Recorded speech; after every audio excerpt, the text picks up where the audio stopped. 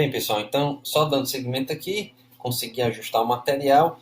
Vejam, na sequência do material, aí a gente vê realmente a contestação da Transparência Internacional sobre a questão do pacote anticorrupção, que foi modificado lá no Congresso Nacional, né, pelas causas que todos nós sabemos que não é a melhor das intenções. Temos a questão da tutela do sistema anticorrupção, como eu disse, na perspectiva da cláusula anticorrupção, que nada mais é, como eu já falei em aulas passadas, nós temos uma série de boas práticas internacionais voltadas para o combate e para a prevenção à corrupção. Essas boas práticas consagradas internacionalmente a partir das experiências de cada país e que se disseminaram e viraram, digamos,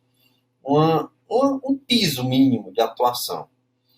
E essas condições são concretizadas ou foram concretizadas em diversos instrumentos internacionais, dentre eles o mais importante, a Convenção de Mérida, a Convenção da ONU de Combate à Corrupção, que no seu artigo 65, número 2, diz expressamente que cada Estado-parte pode tornar a sua legislação mais rígida, mais rigorosa no combate à corrupção, autorizando-nos a concluir, a contrário senso, ser vedada qualquer medida de retrocesso.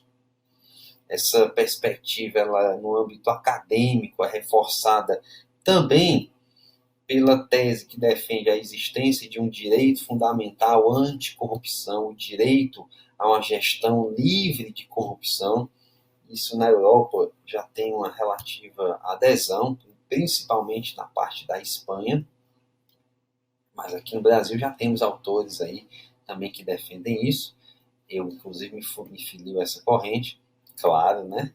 E a gente precisa saber que medidas que contrariam essa disposição convencional são inválidas, se não sob a perspectiva da constitucionalidade, mas pela inconvencionalidade, que significa dizer, em última análise, que elas não têm validade.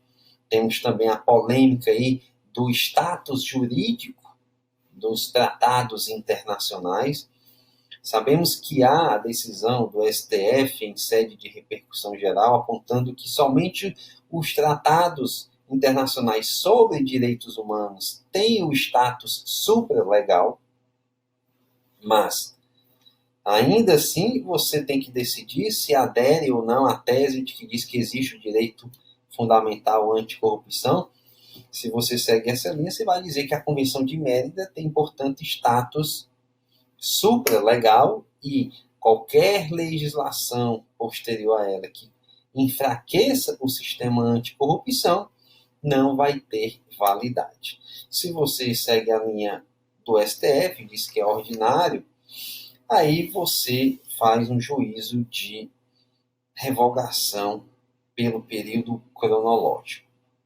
Mas nós também temos aí que avaliar outras perspectivas que nós vamos ver mais à frente. Beleza? Então, a gente traz aí o artigo 65 da Convenção, que diz: cada Estado-parte adotará, em conformidade com os princípios fundamentais de sua legislação interna, as medidas que sejam necessárias, incluídas medidas legislativas e administrativas, para garantir o cumprimento de suas obrigações, de acordo com a presente Convenção. Número 2. Cada Estado-parte poderá adotar medidas mais severas que as previstas na presente Convenção, a fim de prevenir e combater a corrupção. Beleza? Tranquilo. E aí a gente entra na primeira lei que vem gerando essa polêmica e que gerou a preocupação no âmbito internacional, a lei do abuso de autoridade. E aí a gente precisa fazer um corte não institucional, não corporativista. Aqui vou falar como um estudioso, uma pessoa que pensou sobre o assunto, escreveu algumas linhas, e não como promotor. Nós, enquanto cidadãos, não podemos nunca ser contra uma lei de abuso de autoridade. O abuso da autoridade é algo decorrente da natureza humana. Isso é inquestionável, isso é universal. Todo aquele que tem abuso de poder, todo aquele que tem poder tende a abusar dele, se não tiver freios, mecanismos de controle. Em um regime democrático, em um regime que se diz republicano, não existe poder ilimitado. E o Brasil não poderia ser diferente. Só há poder ilimitado em ditaduras, em regimes autocráticos. Não é a nossa situação. Vejam que dentro da nossa historiografia, inclusive constitucional, já lá em 1824, constava disposição expressa determinando a punição daqueles que abusassem da sua autoridade. Aliás, meus amigos, o primeiro debate legislativo da história do Brasil foi exatamente nesse sentido. Não à toa que posteriormente aprovou-se uma lei específica para a punição, de agentes públicos que abusassem da sua autoridade. Então, é uma tradição constitucional brasileira, é uma tradição legislativa também nacional, é uma tradição ocidental democrática. Não dá para ser contra abuso de autoridade. Abuso de autoridade é, em última análise, ato de corrupção. E, portanto, incompatível com qualquer regime democrático e republicano, como eu disse.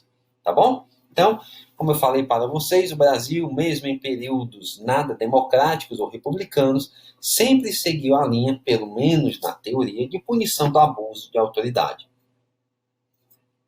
Apenas a título de ilustração, citamos que já na Constituição de 24 havia previsões expressas voltadas a punir os abusos praticados por alguns agentes estatais, muito embora naquela época ainda vigisse o dogma da irresponsabilidade do imperador.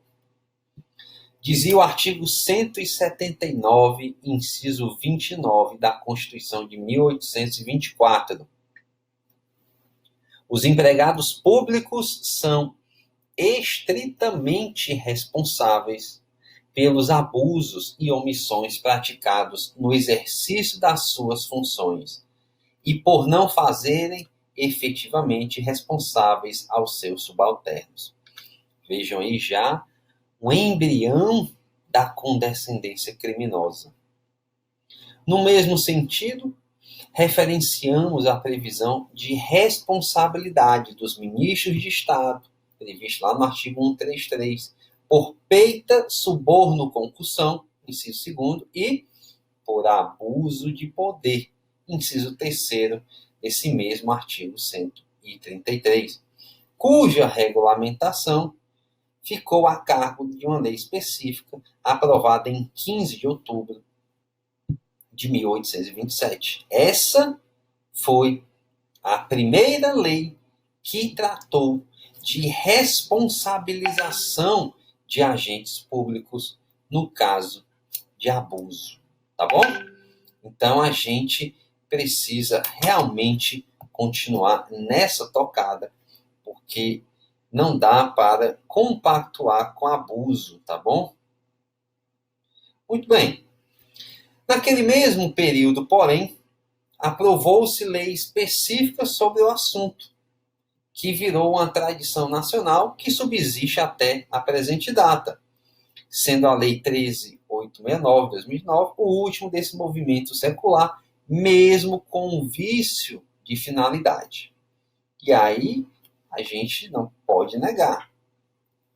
Quem acompanhou a tramitação da proposta legislativa percebeu claramente que essa lei surgiu de um sentimento de revanchismo, de tentativa de intimidação, de tentativa de mordaça, digamos assim, sobre Ministério Público e magistratura, principalmente, porque os discursos parlamentares eram nesse sentido, de que tem que conter os abusos, mas os abusos eram prender corruptos, prender políticos envolvidos em esquemas de corrupção, eram prender aqueles que praticavam caixa 2, que compravam votos. Isso é um abuso de autoridade.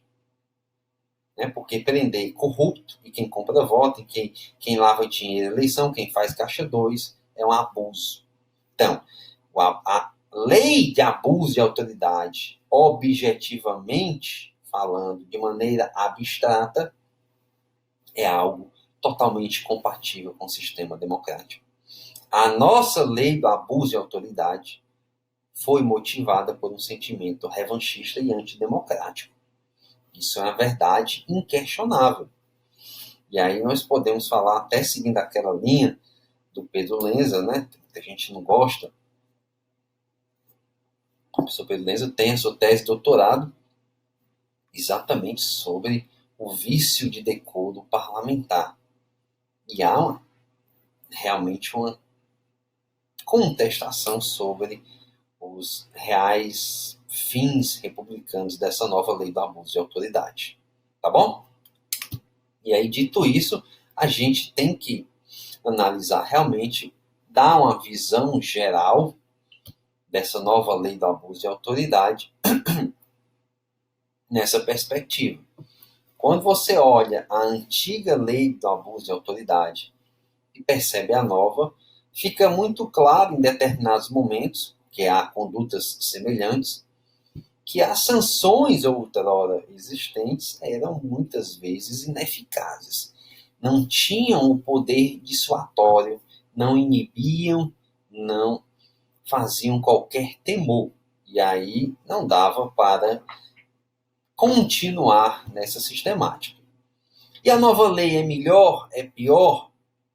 Ao meu sentir, embora haja aquele vício de origem, de finalidade, o que restou no texto escrito da lei não é motivo para temor generalizado como existe. Eu vejo aí colegas promotores, colegas juízes acovardados, se sentindo amordaçados, com medo de adotar providências que antes da lei do abuso de autoridade faziam sem qualquer contestação. Porque agora a lei do abuso de autoridade, a lei do abuso de autoridade. Igor, tu vai fazer isso? Igor, meus amigos, nós vamos ver aqui. A lei não gera esse potencial de temor, não pode gerar. Não existe medo, ou não deve existir. Por quê? Principalmente porque a lei exige o tal do dolo específico. Você precisa, quem lhe imputa ato de abuso de autoridade, precisa demonstrar que você agiu deliberadamente para beneficiar alguém, para prejudicar alguém, ou por mero capricho pessoal. Se ele não comprova, e é ônus dele comprovar, e não existe continuidade de investigação sem pelo menos os indícios desse elemento subjetivo, pratica o crime de denunciação caluniosa. E é isso que as pessoas não estão se atentando. Advogados fazendo graça com juízes. Se não deferir o pedido de liberdade do meu cliente, pode estar praticando o crime de abuso de autoridade, porque a sua soltura é medida manifestamente cabível. Filho, cuidado. Isso pode soar como uma coação no custo do processo, como uma ameaça. Advogado não tem imunidade para a prática de crimes, ainda que no exercício da profissão. Precisa demonstrar o dolo específico. Ou é responsabilidade objetiva agora? Existe responsabilidade objetiva só para juízes, promotores, delegados e policiais? Na lei do abuso de autoridade, instituíram a responsabilidade penal objetiva? Não, né? Então, muito cuidado com as imputações. Eu sei que temos muitos advogados aqui nessa pós. A gente precisa ter coerência. A gente não pode sair aí reclamando do denuncismo, né? Vocês adoram reclamar do denuncismo do Ministério Público, da perseguição, e agora achar que podem imputar crimes. Não estou falando nada diretamente de você, falando abstratamente da classe, né? Porque tem casos concretos, inclusive antes da lei. A coisa é tão absurda que tem casos de advogados antes da lei requerendo liberdade de clientes e já fazendo a ressalva. Olha, seu juiz, cuidado para não praticar o crime de abuso de autoridade se não deferir o meu pedido. Eu já peguei logo na minha comarca lá que eu trabalho, chamei todo mundo, fiz lá uma exposição da lei do abuso de autoridade, como a gente vai fazer aqui. Só me representem. Podem me representar, mas não achem que vai ficar barato. Eu tenho várias indenizações aqui já no Ceará, recebidas aí por conta dessas representações graciosas. A gente tem que representar, meus amigos, precisamente. Tá bom? Então, cuidado com isso. Muito bem. A gente entra, então, portanto, como eu falei, no tal do dolo específico, que é imprescindível ser comprovado. Ele, portanto, é uma válvula de escape para diferenciar o abuso de autoridade dos erros inerentes à atividade humana. Percebam, eu, promotor, João, juiz, Antônio, delegado, nós podemos praticar algumas ilegalidades de maneira não voluntária, que não representam necessariamente abuso de autoridade. Abuso de autoridade, tal como está na lei, é sinônimo de ato de corrupção deliberada. Sim, porque se eu uso o meu cargo público, se eu uso uma prerrogativa funcional que me é assegurada para beneficiar, para prejudicar, ou por mero capricho e satisfação pessoal, isso é corrupção. E aí, quem pratica ato dessa natureza tem que responder com todos os rigores da lei. Aliás, a lei nesse ponto foi extremamente benéfica, eu diria. A gente vai ver nos efeitos da condenação. Porque você, inclusive, dá a segunda chance. Eu acho que bandido não tem que ter segunda chance. Corrupto não tem que ter segunda chance. É rua, mas não é o que está na lei. E aí, vocês precisam ficar atentos a isso. Dolo específico. Ato deliberado de desonestidade, de abuso das prerrogativas estatais. Ilegalidade. Um ato desconforme à ordem jurídica. Voluntário. E aí, você vai analisar se essa voluntariedade passa por esse dolo específico do artigo 1º ou involuntário. E aí a gente tem mecanismos de correção, o habeas corpus, o mandado de segurança, dependendo em qual área seja, a própria representação administrativa, uma ação cautelar, ação cautelar existe uma tutela de diligência cautelar, mas a gente tem que diferenciar. Fazendo analogia aqui no cível, o ato de abuso de autoridade está para o ato de improbidade administrativa como o ato irregular está para o ato legal. Então a gente tem que fazer essa analogia, tá bom? E a gente tem o dispositivo, né, que diz: esta lei define os crimes de abuso de autoridade cometidos por agente público, servidor ou não, que, no exercício de suas funções ou a pretexto de exercê-las, abuse do poder que lhe tenha sido atribuído. E a gente vai fazer análise, portanto, desse dispositivo no próximo bloco, tá bom? Um grande abraço e até lá.